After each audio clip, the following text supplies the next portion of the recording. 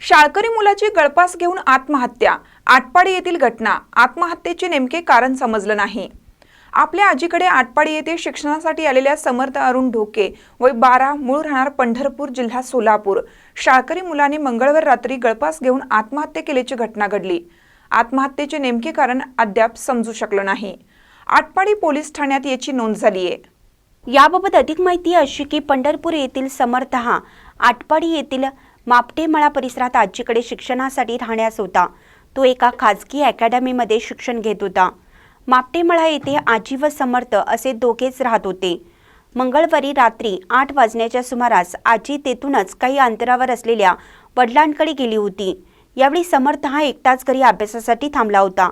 दरम्यान रात्री 9:15 वाजण्याच्या पूर्वी मापटेमळा येथील पाण्याच्या टाकीच्या मागे गळफास लावून घेतल्याचं दिसलं।